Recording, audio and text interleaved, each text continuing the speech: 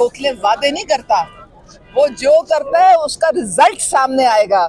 वो delivery oriented है, वो जो बात करती है वो करके दिखाएंगी, उनका कॉल और फेल एक है। बताइएगा क्या बयानिया दिया गया है और ऑपोजिशन इल्जाम लगा रही है कि उन्हें एक बंद कमरों में लॉक करके आप लोगों ने जो है वो करा दी इलेक्शन। उनके आंसू पोंछने के लिए मैं आपको ये टिश्यू दे देती हूँ, ले जाएं। उन पूरी हमारी टीम गई वहां पे उनको मनाने के लिए कि आप प्लीज आए, जमहूरियत का कोई पास रखे। मरियम साहिबा ने खुद रिक्वेस्ट की कि आप आए, सियासत के मैदान में सियासी तरीके से आप जो है मुकाबला करें। लेकिन वो मैं ना मानूं। अच्छा, उसमें से 20-25 आ भी गए, मतलब वो आ गए हमारे साथ, हम बड़े खुश हुए। उनको भी भगा के वापस ले गए वो लोग। अब 5 साल ये फिर एहतजाज करते रहेंगे?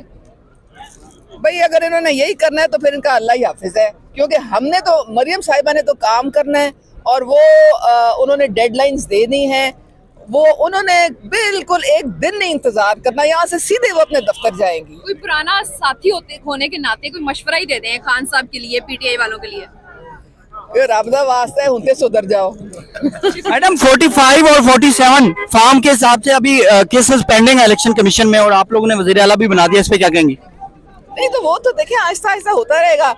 कासिम सूरी जो थे वो 3.5 साल स्टे ऑर्डर पे डेप्यूटी स्पीकर नहीं रहे थे, वो भूल गए आपको? नहीं, मुझे, मैंने कब कहा मुझे तो बस फिर आप इंतजार करें ना, जो फैसला होता जाएगा वो असेंबली में आता जाएगा।